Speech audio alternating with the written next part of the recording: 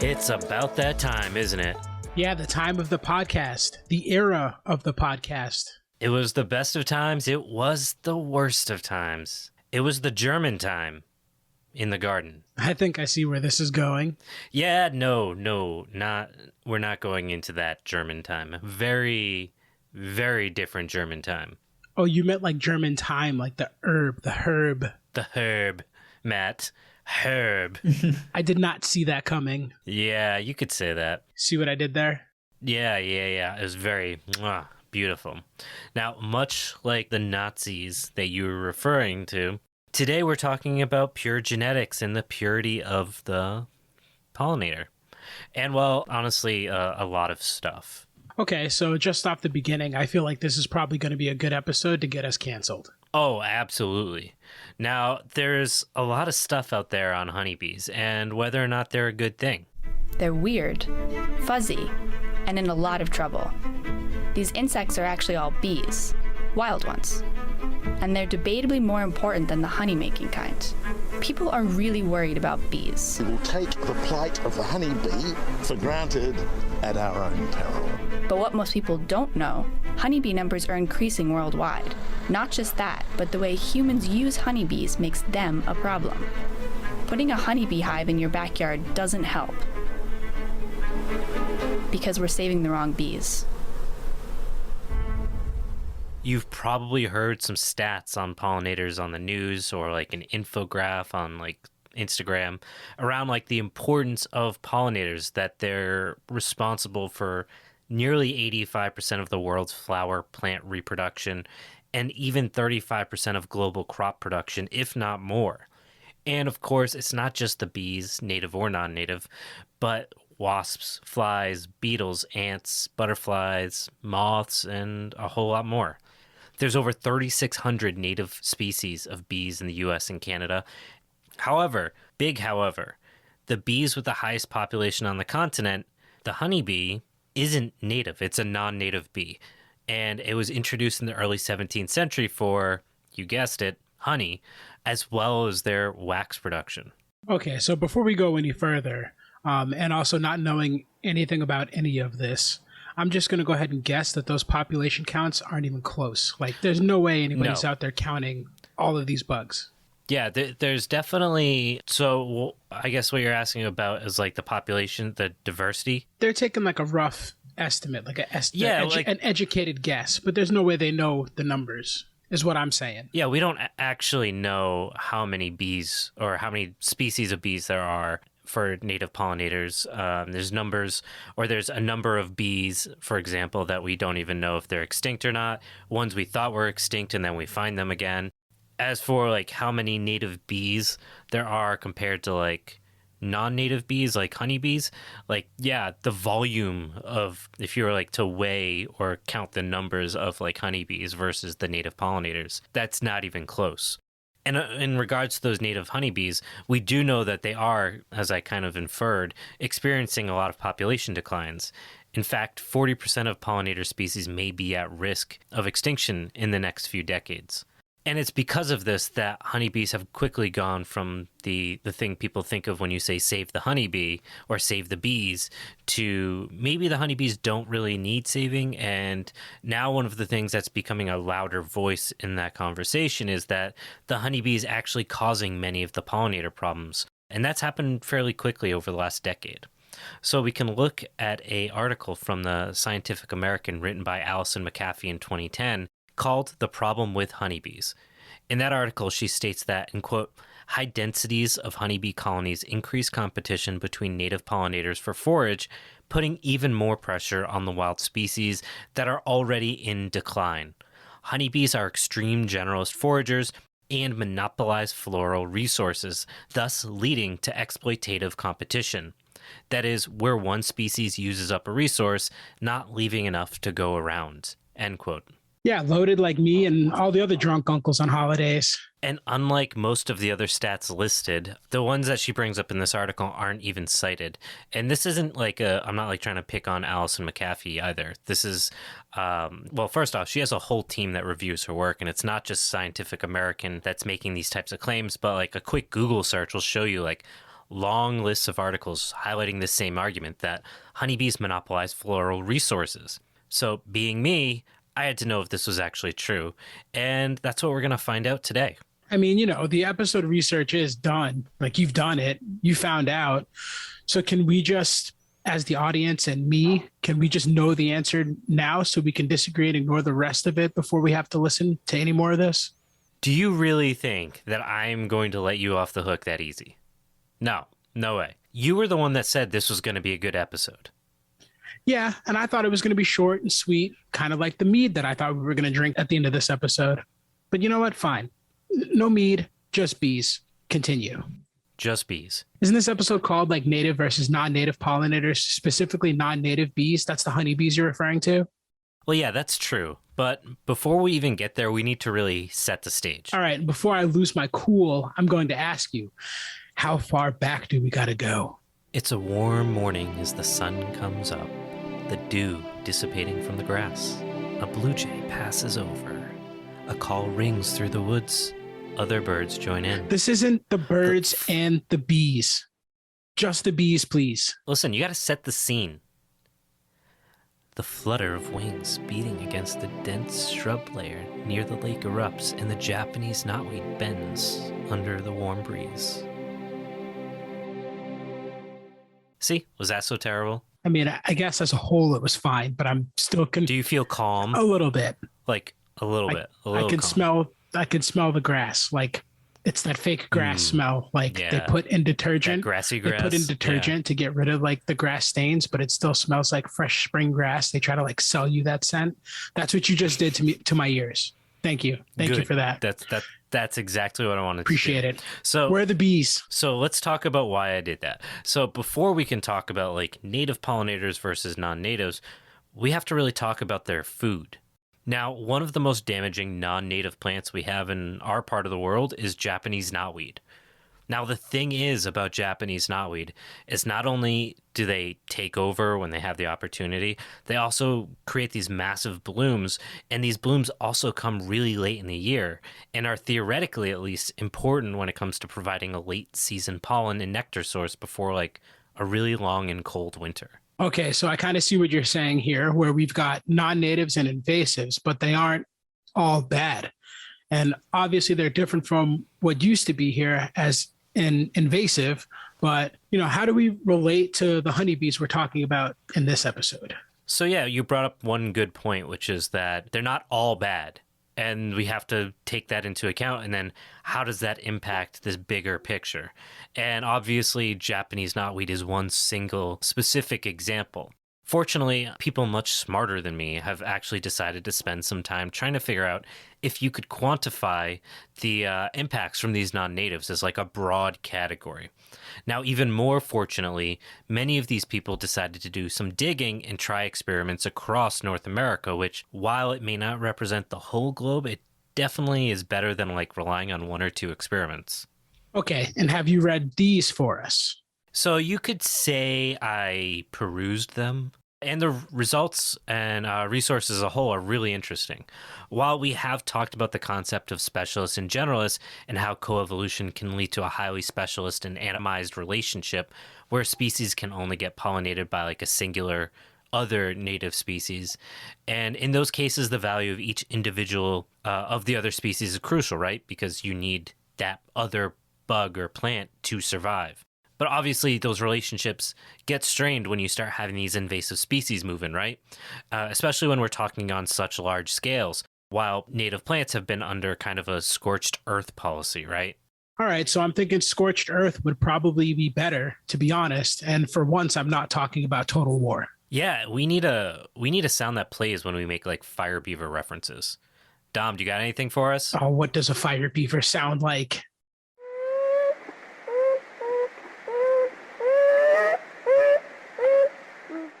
Nice.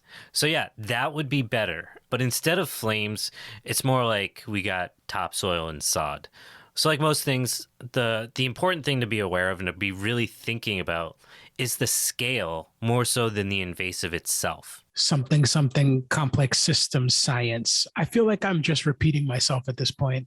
I mean, you might be. We are on microphones, and it's just like you spit it out into the void. I feel like I do that a lot. Yeah. I usually don't even have your mic on, so like maybe a third of what you said is recorded. Fair enough. So, like I said, sometimes these invasives aren't all bad. Sometimes they offer new nectar sources, but obviously that doesn't help the specialists. Now, even before dealing with the damage of displacing natives, there are problems with some of these nectar sources. Some of them, the nectar of some plants contains a lot of like secondary compounds. Now, these are usually associated with like defense against herbivores, so the plants don't get eaten or they get picked at, but not necessarily like totally destroyed. The impacts of these compounds on pollinators are often unknown. However, some people have started to actually go and research this stuff.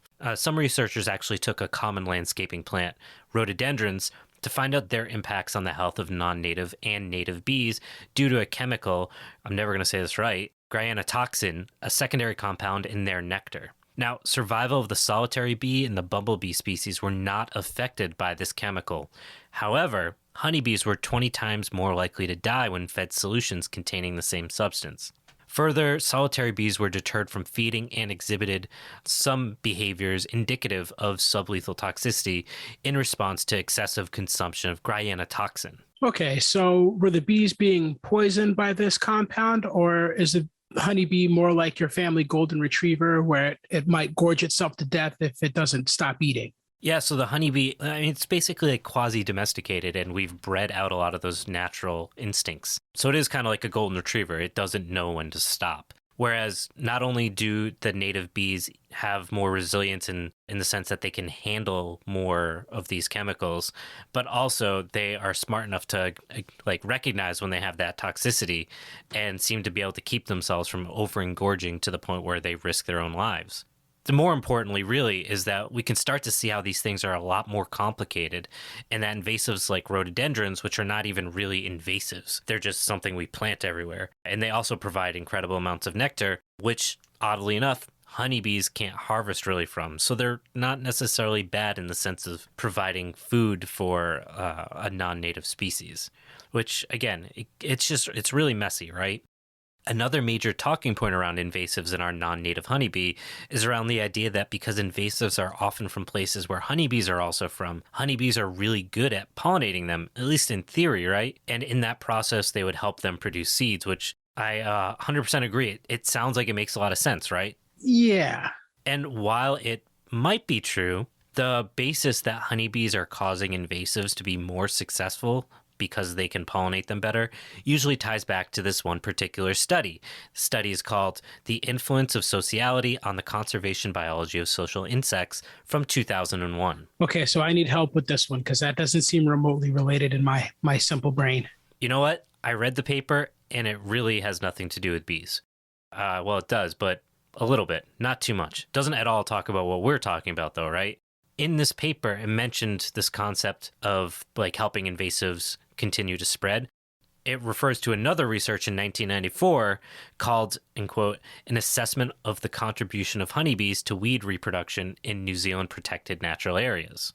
Okay, so it sounds like you're on to like the first few breadcrumbs of a bee conspiracy or something, and I'm kind of into it. Like, I'm interested now. I'm basically the dude from It's Always Sunny that's like memed. That was me putting together this research.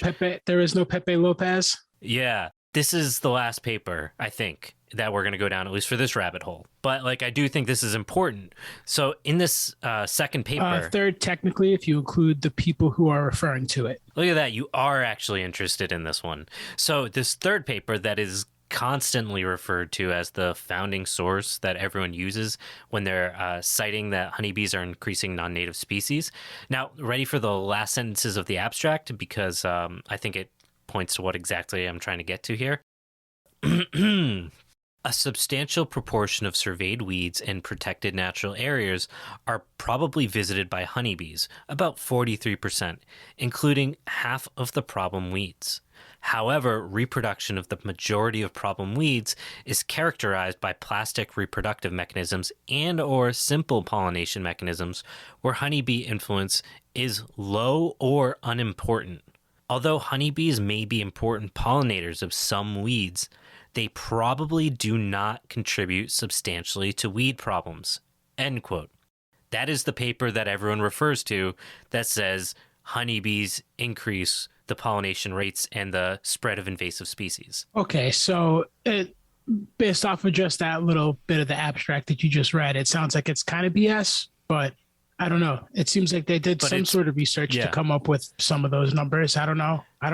Yeah, it's ambiguous. Ambiguous. That's a good word. We don't actually really know, but there doesn't seem to be any like damning evidence, which if this was like, if honeybees are the main reason why these invasives are starting to take over, you would think there'd be really obvious evidence, right? Mm-hmm. Now, one more paper, I promise. It's called Biotic Invasions, Causes, Epidemiology, Global Consequences, and Control. Okay, so this seems like it's going to have some of that damning evidence. So this is another paper that's repeatedly referenced in the anti-honeybee crusade. In this paper that you will see at the bottom of every other research paper that references this, doesn't mention honeybees once. So it's a house of cards, and I'm just judging books based on their covers like I do. Yeah, at this point, what's concerning to me is that like a lot of pop science writers will refer to these papers because everyone else does, but there doesn't seem to be a whole lot of actual evidence backing up any of this. This is like, where did the rumor come from? And then it like became codified. Sorry, I kind of got on a tangent on this one. I mean, I'm following you, though. I'm convinced you've uncovered some sort of bee conspiracy, but the only thing we're missing is motive. So I guess we have to ask the question, cui bono? Like, who benefits? You'll find out in this ad. Howdy. Hello. Hang on, let me try that again. Hello, skeleton army. That's aggressive. Yeah. I'm Angel Luna. I'm Nash Flynn. Welcome to Death and Friends. We're two comedians with a podcast. It's very original of us. Quiet, you. It is a history tour about everyone's final destination. As an academic, nerd, I have a PhD. Almost, sort of have a PhD. Anyway, I've researched a lot of death history. And also, I'm here. We'll talk about ways we die, ways we get buried, and ways we get remembered. And we even make some friends along the way. Is it a comedy podcast about death? Or a death history podcast that's funny? We have no idea. Look, death can be tricky to talk about. And even though we're talking about it a lot. Just please know, in fact, remember that you are loved, you matter, and if you don't want to be your own friend, we will happily be your friend. Put me in your top 8, baby. Join us and listen to Death and Friends. Become a member of the Skeleton Army. Like right now. Do it. It's mandatory. Go on. Subscribe. Hit the button. Mm-hmm. Yep. You say it. Did you do it? Yes? Okay, good. Okay. Love you. Love you. Death and Friends podcast. Available everywhere you listen to podcasts. Death? So when I was researching this episode, this was the big claim. I couldn't find any real papers recently on. So then I decided to see who everyone was citing in their criticisms of honeybees and invasives. And yeah, House of Cards kind of shit. Yeah, we've built intrigue into this episode. Like I'm into it now. Elliot's sold on this. This is his life now. All he does is research bees. So anyways, back to what we were talking about though. Invasive plants. To change gears a little bit, let's talk about farming. Now, farming has some similar complications to invasives that monocropping in particular displaces native species, right? You wipe out a field and you put in a bunch of crops, there's no native species. Now, the million-dollar question from an ecological standpoint is where the line stands where monocropping becomes a net negative between ecological destruction and the scales of efficiency where you're getting more benefit for feeding people versus what you're losing for the ecosystem. And while that is a very, very complicated subject that we can't really get into completely today, see, when he says that word today, I'm just going to assume that it's on the list. It is on the list before tomatoes. Because of course it is. Anyways, my point is that we need to take a look at monocropping and how this impacts native diversity in comparison to the impacts of honeybees, which, as we've pointed out in the specific example above, don't always compete with natives. That's not always the case, and we'll talk about that in a little bit. But I also think that there's an assumption based on like the eco-meme culture that there's like this direct displacement. In 2016, some research was done on just this, specifically how pollinator diversity changes based on scale and how far the distance of these monocrops impact native pollinator diversity. What they found was that row crops generally had a negative effect on bee abundance at as low of scales as 900 feet. Okay, so when you say 900 feet, does that mean 900 square feet? Or are you talking about like 900-foot rows? What? The sites they tested, the pollinators, was at 900 feet as the crows flies to something that wasn't monocrop or roads or something like that. So, like, just if you see a cornfield, drop a pin in it, and 900 feet out, you hit the edge of a road where there's some wild stuff growing or a woods or something like that. Now, that does sound really big, 900 feet. But in reality, that's only like a fifth of a mile. If you drove by like 5 farms on a mile stretch that were square lots, each of those leaving the very edges for native pollinators, they'd still show that negative effect despite the native pollinator space. Okay, so it's not really a lot of space when you think about it. No, and it's nothing when we think about the scale of industrial agriculture, right? Usually we're not talking about fields that are in the feet, we're talking about fields in the miles. What also is interesting is that like grass and pasture, forage crops, small grains, and open water all contributed positively to pollinator abundance, while wetlands had a negative effect. So should we drain the swamp like Trump was saying? No, we're not going to. I'm not even going to do that. We're not going to do that. I'm not talking about that. Your jokes are getting terrible. Now, at 2 miles, corn actually, as one specific crop, positively affected bee abundance and richness, while soybean acreage decreased species richness. It is native to North America and was grown on some scale in the region prior, so like that makes a lot of sense. What was most interesting, though, is that unlike other studies, landscape diversity within 900 feet was not found to significantly benefit pollinator diversity. Okay, so smaller monocropping below 900 feet didn't show to have much benefit. So why and how? Yeah, that's a good question. Now, like any research, it's possible that the study is an anomaly, but the evidence suggests that less highly managed areas still represent degraded habitat within the landscape. Okay, so because the wild, air quotes, wild, we'll call it, is not really reflective of native land before agriculture, that's probably why we're not seeing a real benefit. Yeah, like if you think about like a parking lot, like the side of the parking lot around here it's very sandy, so it's all like autumn olive, and there's no natives that are coming up underneath that autumn olive. So even though it's wild, it's not like the mulched beds in the Lowe's parking lot themselves. It's not significantly better for native pollinators because like those aren't native plants, and you're not getting that biodiversity support that you would otherwise get if that was more native plants, right? The role of the invasives or the non-natives directly impacts the amount of diversity in these pollinators that are these native pollinators that we're trying to see more of, right? Oddly enough, one of the things that I think is kind of coming up in this analysis is that monocropping isn't necessarily bad, and that's because it isn't necessarily a new system in North America. That said, the fundamentals around what the integration of what monocropping looked like is where the differences highlight why they succeeded, while today's modern monocropping obviously misses the mark in a lot of ways. Again, for today's purposes, we won't have time to cover that right now. Yeah, sure. We'll add it to the list, Guy. We'll add it to the list. Add it to the list. That subject alone, probably a 2-parter. If you're really dying for monocrop information or monocrop content, just hit us up in like email or something like that. Yeah, weird. And we're actually cropping the content right now. That's weird. Yeah, you gotta crop it. Gotta get that crop top. I forgot what we were talking about. Raindrops, crop tops, smoking them buzzies in the straw box. Are you ruining Migos for me right now? I'm improving it beyond your belief. I'm about to go get the strap. Yeah. Tell me where your corn's at. We already did corn.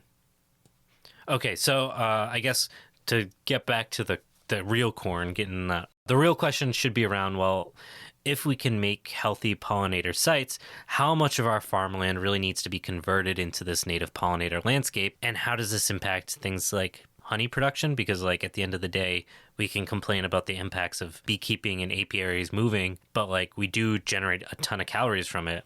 And also, is it viable to make our monocrops native pollinator driven? Yep, glad I asked. Right? Now, the evidence suggests, and it's still really preliminary at this point, and we aren't addressing the issue of what that might look like or how native ecology specifically based on place might drive what the scale might actually be. But we do have some suggestions that this can be somewhat possible. The example I want to point to is specifically from a paper written by R. David Sampson in 2018 on almond farms, where he states that, in quote, a farmer who relied entirely on wild pollinators would set aside a little over an eighth, roughly 13% of their land to support pollinators. Honestly, not as bad as I would have thought. No, it's not really as high as you'd expect. That said, a 13% reduction in food production paired with also losing honey production is, well, it's a lot of food. Not to be like the asshole defending modern agriculture by any means, but like still, that's a lot of food. You're taking almost a sixth of cropland out of production. And that doesn't address the labor costs of managing these native wild pollinator sites either. Because again, we've got to deal with those invasives. And like I also said, there's a lot we could talk about here, but we won't because of time. However, we haven't talked about one particular nuance, and that's the paradox of efficiency, which is what we're kind of hinting at this point. Okay, so let me take a crack at it. And that would be when something's like too good at being efficient, where a little bit of efficiency, or I guess a par level of efficiency, is good. But at some point, if you increase that efficiency, you're getting diminishing returns. Yeah, like it's at some point, getting a 10% gain when you're almost at 100% efficiency isn't that big of a deal, right? And how much energy did you spend to get that little bit more? So even if most ecosystems aren't at the scale of what, 13, 15%, a little bit of native habitat does go a long way. But if I heard correctly, it didn't seem to in the previous study. And well, there's a lot of pieces here. The first is that this study, the second one, the one we're talking about the almond farms, is completely driven by mathematical modeling. We haven't talked about, and we won't have the time or data that exists to talk about where and how these pollinator sites should exist, because again, a lot of this is still really novel research and we don't know where it will end up. But we do have a lot of research on the impacts of native plants and how they impact both native pollinators and non-native pollinators. And much like that 13% figure, the evidence might surprise you. That's funny because you never surprise me unless you make an accurate pop culture reference. Yeah, that doesn't happen very often. Now, fortunately, there's been a lot of research on the relationships of native plants and their impacts on pollinator diversity, because that seems like the easier one to prop up if we need to save the bees, right? Right. So you just, shove a bunch of native plants into greenhouses and then shove them outside into the world. Problem solved. Yeah, that would be nice. Well, it would solve a lot of problems. But here's the thing. There's been a lot of very specific research done around this, and the evidence is, well, shifty, let's say. What do you mean shifty? The hell? Take his money. I didn't know you were here. Whole time. Why didn't you say anything? I don't know. No one asked me anything. Oh, well, anyways, as I was saying, it's complicated. Like Matt introducing himself on a podcast. Not in a we don't really know kind of way, but more of a we have a bunch of specific examples, but we don't know if that tells the whole story kind of way. The evidence to this point suggests that, first and foremost, native plants are more efficiently used by native pollinators, and that honeybees will draw from those natives, but even non-natives are capable of feeding many pollinators, despite being non-native. Okay, so we're good. Or we're not good. I don't understand. Yeah, I want to play a quick clip from Gail Lengelotto. She was at the Oregon State University Garden Ecology Lab talking about a research project they did comparing non-natives and native plants and how they serve pollinators. And then in the first column, they're ranked by how popular they were with different bees, with oregano being the most attractive in 2018, and milkweed being the 12th most attractive in 2018.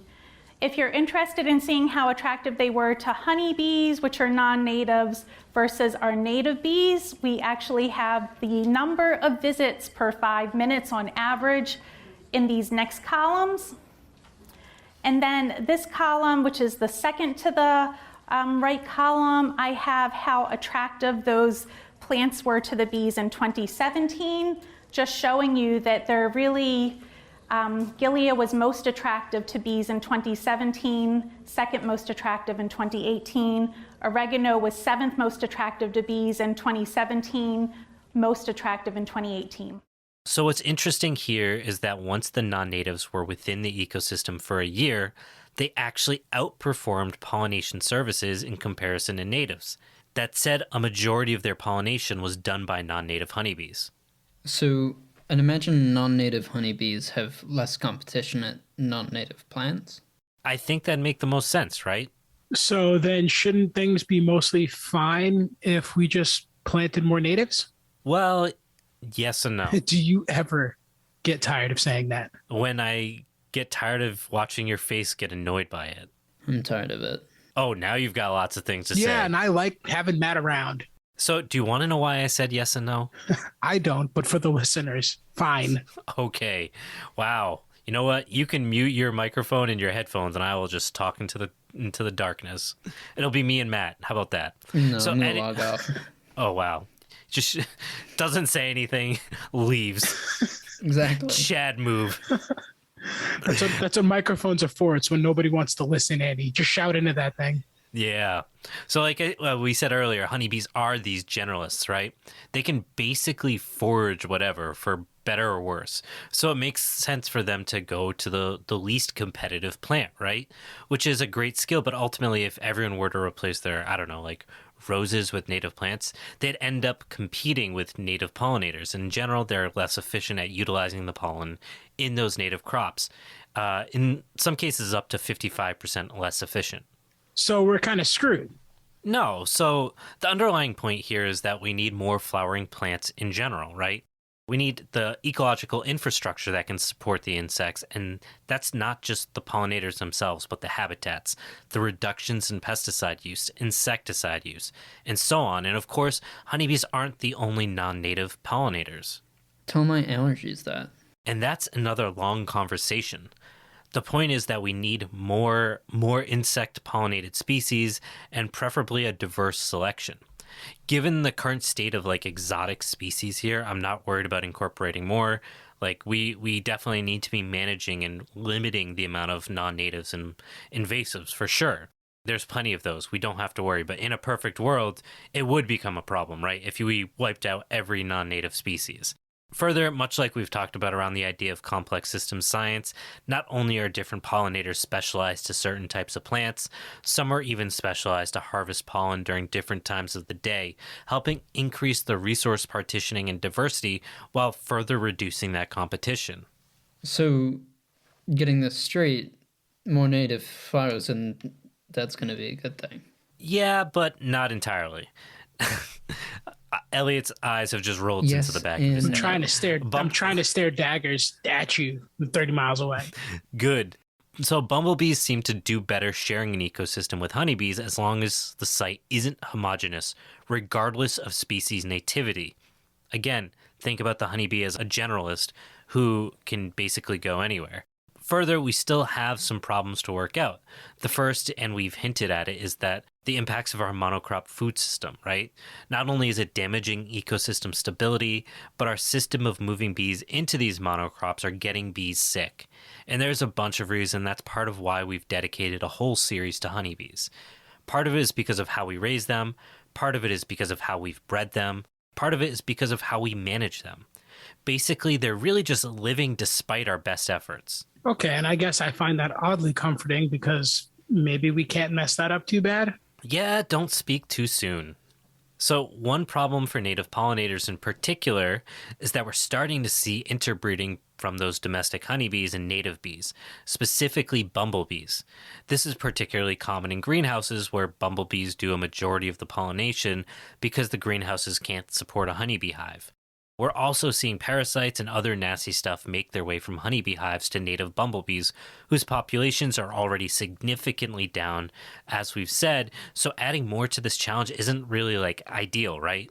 No, all I'm hearing is that we just, need to abandon conventional agriculture. And I'm looking at Matt right now, and I want to know where he got that torch so fast. What, aren't we, burning stuff now? These kids today, it's such a rush. I'm so proud. There's a combine down the road. Okay.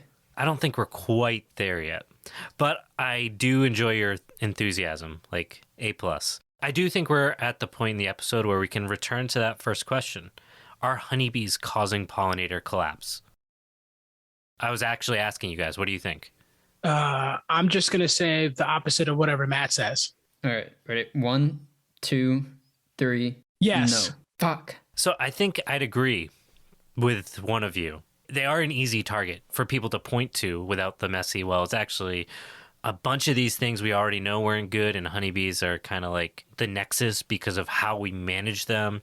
And it's complicated is really what it comes down to, right? Awesome. So I don't have to feel bad about eating honey. Especially not if it's like big box honey that's basically like refined sugar with added flavor. What the fuck did they do to my honey? Yeah, we could talk about the problems with the sugar industry for days if you're down. Yeah, no, not today at least. Should I add it to the list? Add it to the list. The list. So for folks that are saying, okay, what do we do then? If it's so complicated, there's so much nuance to this conversation. Like what do people that know more than the average person say we should be doing? Now, that's where the Xerces Society can come in. They're an organization in defense of native invertebrates, and they have what I think are some really good ideas around the appropriateness of honeybees. Their first question is to ask if there are any endangered pollinators in the area identified. Within like 4 miles of any of these sites is too close to have honeybees. For apiaries further than 4 miles from these sites, keeping 20 or less hives is the maximum recommended, and apiaries should be at least 4 miles apart. Holy shit, bees have their own 420 rule. Finally. Smoke bees every day. Ugh, ruined it. It makes them sleepy. Yeah. It makes them sleepy and docile. Somehow in all of this, we answered and did not answer any of the questions you probably had. We may have raised more questions than answered. But I do really hope that people listened and enjoyed the nuance to this conversation. It's really complicated. It's not something that fits on a meme. It's not something that has an easy answer where we should be blaming people that are having honeybees or blaming one particular problem, the invasive Japanese knotweed, as being the reason, or blaming the bees on the Japanese knotweed, or any of these like really easy like scapegoats that are collectively making a really shitty situation, right? It's everyone's fault, not anyone in particular. This was actually a really fun episode to research because it was so complicated, and like I love going down rabbit holes. So like the whole research piece was a lot of fun. But this is basically kind of the direction we're going to be going in is, okay, if honeybees exist and they're going to be on this landscape, what are the things we need to know to be better stewards of that landscape with the honeybees on it, right? How do we prepare the honeybees to exist in harmony with those native pollinators? And what does that look like? This content over the next couple months that we're going to be doing is going to be different than probably any other beekeeping content you've probably ever really listened to. If you've ever taken a beekeeping class, you're going to notice that oddly enough, other than the first 2 episodes on like the foundations of bees, we don't really talk about anything you've ever heard about. And that should get you really excited, really interested, because I thought it was really interesting and has made me a significantly better beekeeper. So I think you guys will really appreciate this stuff. Yeah. And on another note, if anybody wants to see man-made bees take revenge on humans, you should watch Black Mirror season 3, episode 6. It was a good episode. Dude, the bees take over and fuck shit up. It's fucking horrifying. Yeah. It's a fun app. Yeah, I don't watch TV, so You should watch that one. I mean, the bees are man-made, but like it's a cool sci-fi twist. They do some cool shit with it. They have like 3D printer like beehives, and they make more bees. It's cool. Yeah, listen, I barely know how to use a microphone. I don't need to think technology is that good. Like You won't I'm scared enough you of won't it. sleep for a few days after you watch it, I promise you. It's that frightening. Like it's horrifying to think about. It'll keep you up a little bit. Yeah, so no, I'm not going to Watch watch that. I don't Okay, no. but like watch. Yeah, seriously, watch it. But like maybe I won't. Just hear me All out. right. No. I'm just gonna add it to my list then. I'm gonna add it to your clockwork list. orange your ass. Just You know, I pry, was just pry gonna your say, eyeballs like- open and just gonna cram so much pop culture into your brain, you're gonna pop. Pop like I got nothing for that. God damn it. What are you talking about? You just mentioned it in the episode, like a bee that won't stop gorging. Oh, pop like a honeybee eating rhododendron Nectar. If we get to like a That's certain niche. amount, Niche as shit. if we get to like a certain amount of Patreons, can we clockwork orange you? Holy shit. Motivate me. 10,000. 10,000 patrons, and I will let you No, it's gotta be clockwork like orange. 600. We're almost at Yeah, 600. 10,000 Yeah, patrons. exactly. Tell all your No, friends, that's- tell your family, and we'll stream it. We'll stream it live. I'll strap Andy to a chair for 18 hours. Ellie's been waiting to do that for at least 20 years. Half at of our least. friendship. We've known each other more than Since we were 6. Since we were 6 years old. So maybe like 30 years. Oh, that's gonna be a lot of content, buddy. Oh, no. I Please can't no. wait to just sit there. It just occurred to me that we never ran a second commercial in this episode. So lucky you guys. We were just so into this shit that we did not even put a second commercial. You're welcome. You're welcome. Elliot fought for you valiantly that you didn't have to listen to our stupid commercials. But because we didn't do any of that stuff, please subscribe to our Patreon. Not so that I get Clockwork Orange. So we can Clockwork Orange. I mean, that's just a sweet bonus, though. That might be a bonus. But also, please give us a review on iTunes or Spotify, wherever you listen to us. It's very big in getting us suggested to other new listeners, and it makes us feel good. So make Matt happy. Make Elliot happy. He's never happy. Make us happy. So, I'm happy. he's never happy. I've never seen you happy. People, you are just like a stereotype, an angry black it's man. not true at all. All my friends call me gay all the time. No one does. They mean happy. No, I know they do, but no one does. I mean, no one calls you gay. they're- I promise. Okay. So I'm not happy. You're not happy. I'm sad now. Good. Seeing how Good. Elliot's face instantly. Sad clown. Yeah.